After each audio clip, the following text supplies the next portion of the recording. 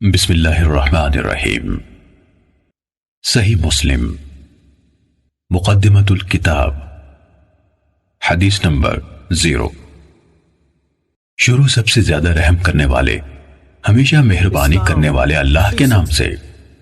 تمام تر حمد و ثنا سارے جہانوں کے پالنے والے اللہ کے لیے اور بہترین جزا تقوی اختیار کرنے والوں کے لیے ہے۔ اللہ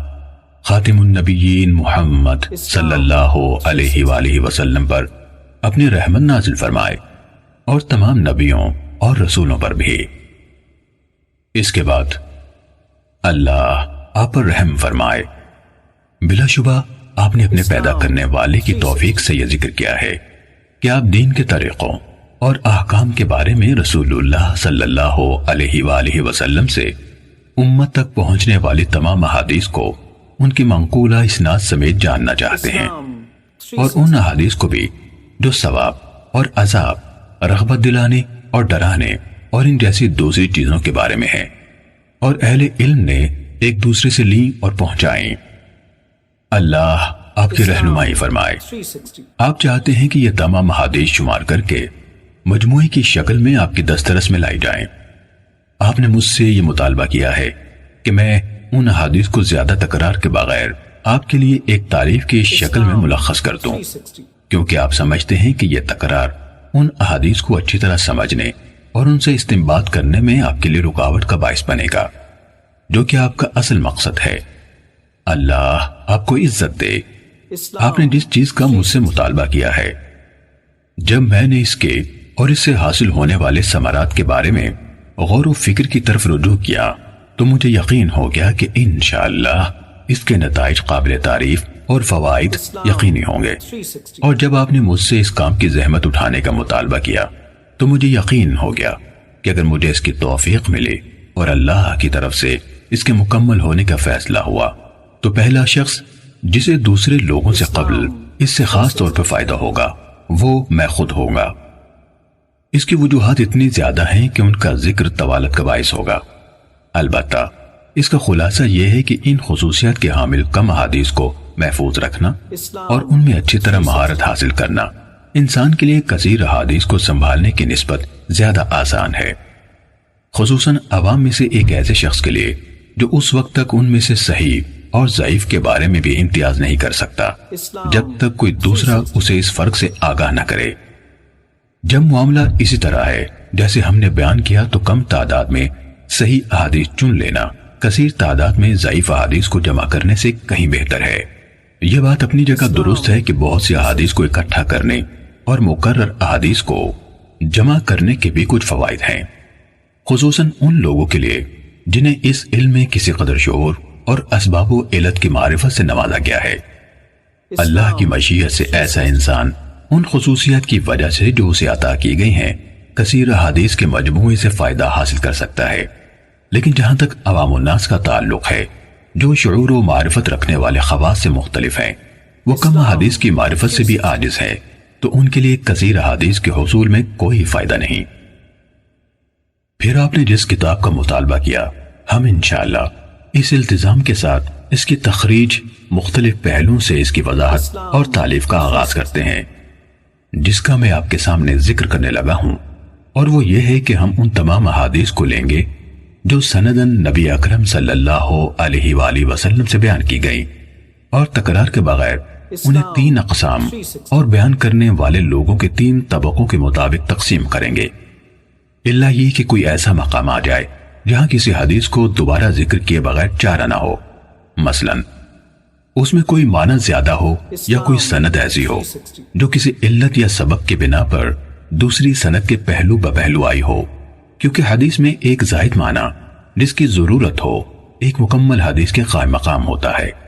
اس لیے ایسی حدیث کو جس میں ہمارا بیان کردہ کوئی معنوی اضافہ پایا جاتا ہے دوبارہ لائے بغیر چارہ نہیں، یا جب ممکن ہوا تو ہم اس معنی کو اختصار کے ساتھ پوری حدیث سے الگ کر کے بیان کر دیں گے،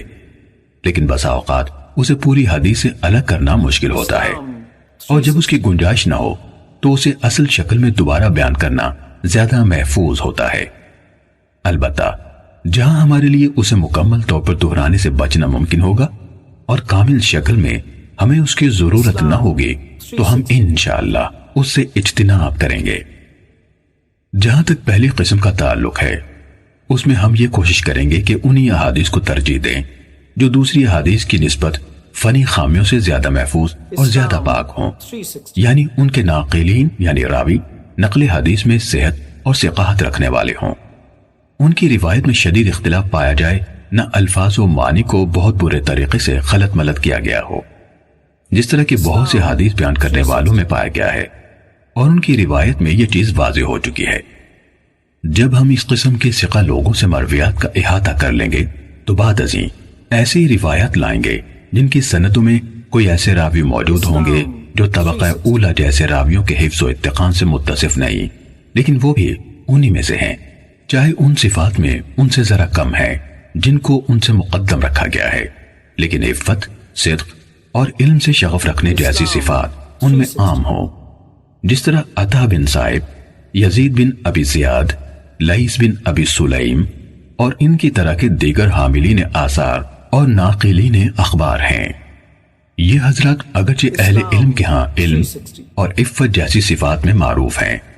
لیکن ان کے ہم عصر لوگوں میں سے بعض دیگر حضرات ایسے ہیں جو اتقان اور روایت کی صحت کے معاملے میں اپنے مقام اور مرتبے کے اعتبار سے ان سے افضل ہیں۔ اس کی وجہ یہ ہے کہ اہل علم کے ہاں یہ حفظ و اتقان ایک بہت اونچا مرتبہ اور ایک اعلیٰ ترین صفت ہے۔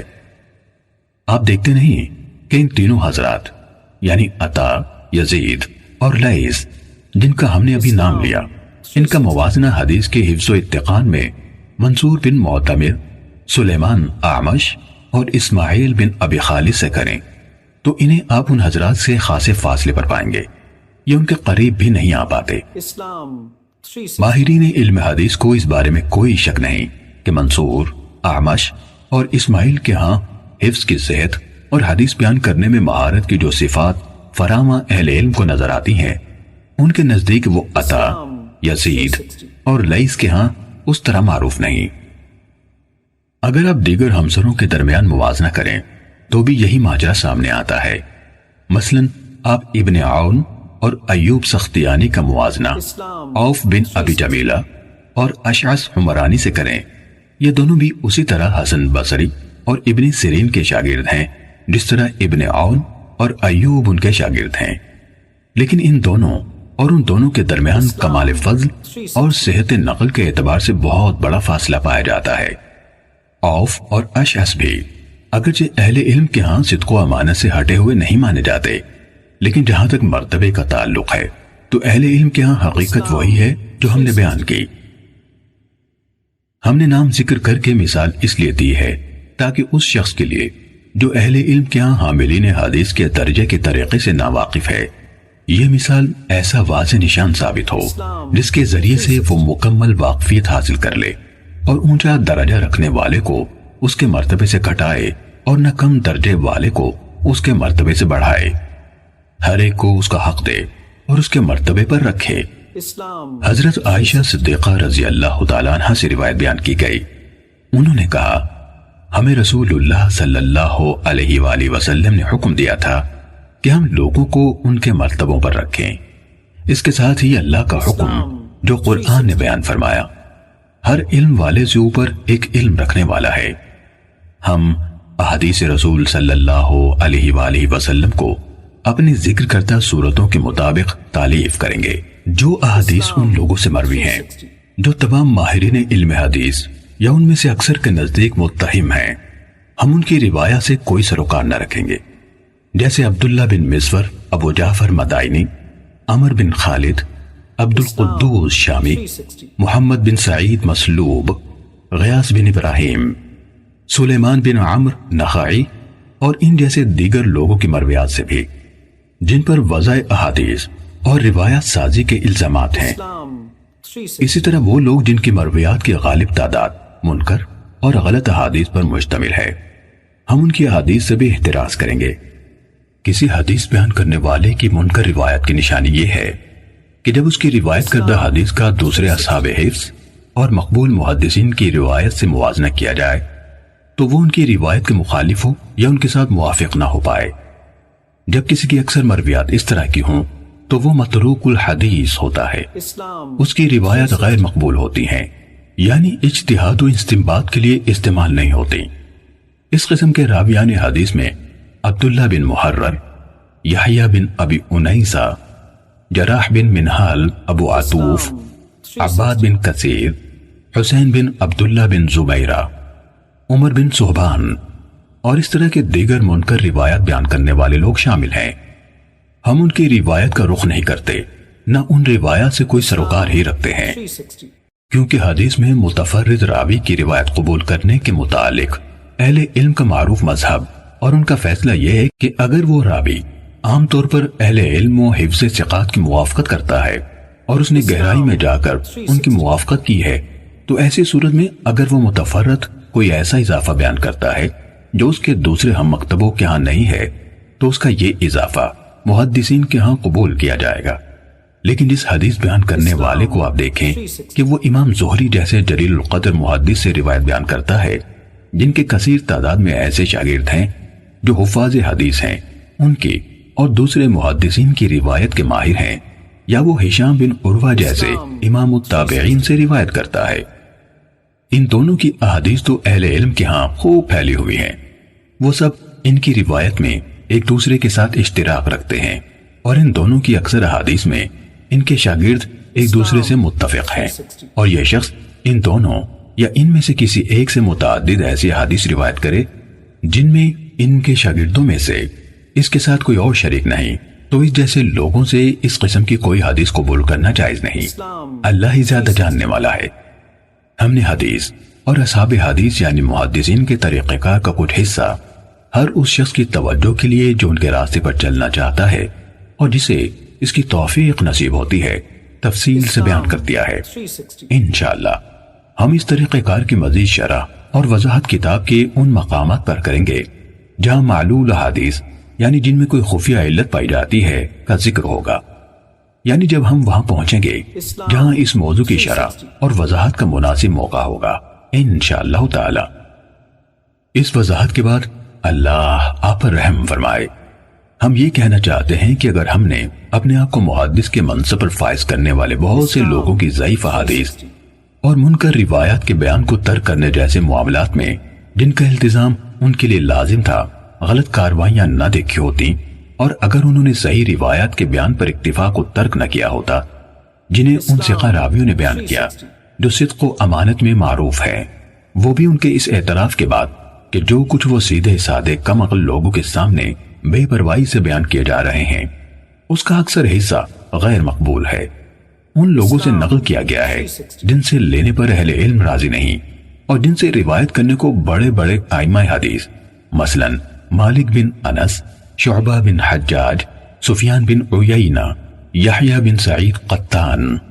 عبد الرحمن بن مہدی وغیرہم قابل مذمت سمجھتے ہیں۔ اگر ہم نے یہ سب نہ دیکھا ہوتا تو آپ نے صحیح و ضعیف میں امتیاز اور صرف صحیح کے حصول کے حوالے سے جو مطالبہ کیا ہے اسے قبول کرنا آسان نہ ہوتا، لیکن جس طرح ہم نے آپ کو قوم کی طرف سے کمزور اور مجہول سندوں سے بیان کی گئی منکر حدیثوں کو بیان کرنے اور انہیں ایسے عوام میں جو ان حدیث کے عیوب سے ناواقف ہیں پھیلانے کے بارے میں بتایا، تو صرف اسی بنا پر ہمارے دل کے لیے آپ کے مطالبے کو تسلیم کرنا آسان ہوا۔ قرآن و حدیث کی سب سے بڑی موبائل ایپ اسلام 360 مفت ڈاؤن لوڈ کریں۔